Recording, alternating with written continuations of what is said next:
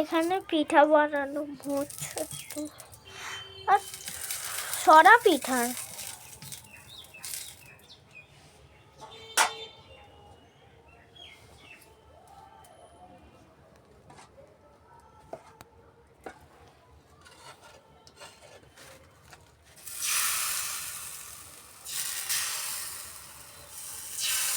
এই পাশটা দিয়ে কম আঁচ লাগে তো, এই জন্য এই পাশটা দিয়ে আগে দিয়ে নিলাম।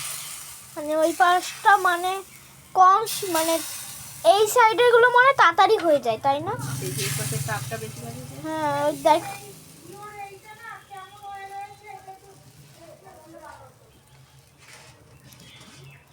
আর কোনো মিষ্টি পিঠা হবে আমাদের এখানে? হ্যাঁ, পিঠে পুলি টুলি হবে। হবে, পুলি হবে পরে, একদিনে কথা হবে না। কালকে পুলি হবে মনে হয়। কবে হবে জানি না। এগুলো খেয়ে শেষ না করে আগের থেকে করতে হবে।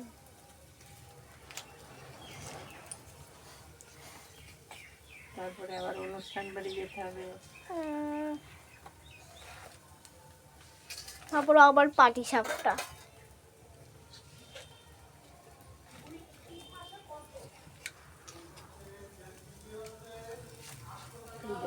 ওই পাশটায় তাক লাগে না, এই পাশটায় তাক।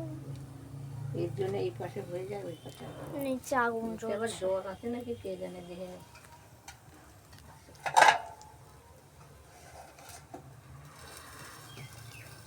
দেখো তো এখন করে হয় না। জলের ছেড়ে নিয়ে আওয়াজ হচ্ছে, জলের আওয়াজ বন্ধ হতে তবে হবে।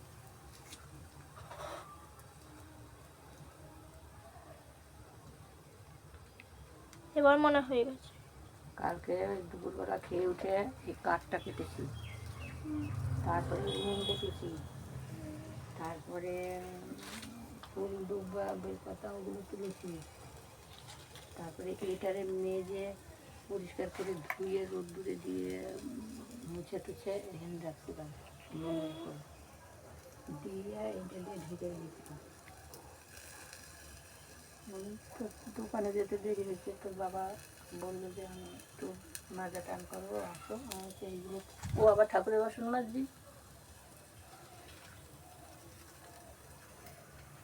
সব রেডি করে রাখছি, না হলে তো আবার ভোরবেলা অসুবিধা।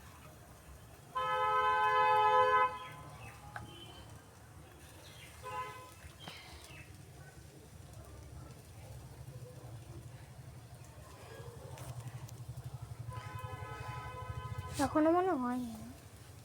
আমি শব্দ এখনো সব আমার মনে হয় গাঢ় তো হয়ে রয়েছে, ওর জন্য মনে হয় এখনো হচ্ছে না আপাতত। দেখো তো এবার উঠি। অনেক সময় কি হয়, মনে হয় ও অনেকক্ষণ রয়েছে, কিন্তু তারপরে বাবারে কিভাবে হচ্ছে, গরমের ঠেলায়, তাই না? হ্যাঁ, শক্ত হয়ে গেছে। একটা তো আপাতত শক্ত হয়ে গেছে।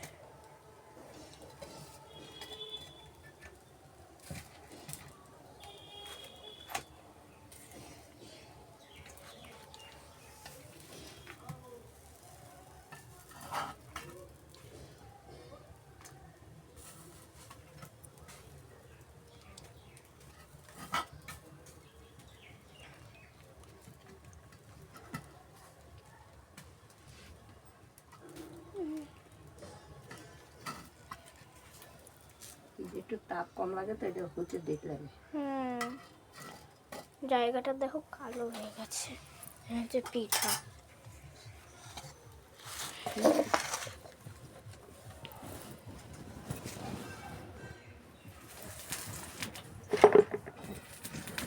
কি বাবা পড়ে গেল? না, পড়ে নাই। চল,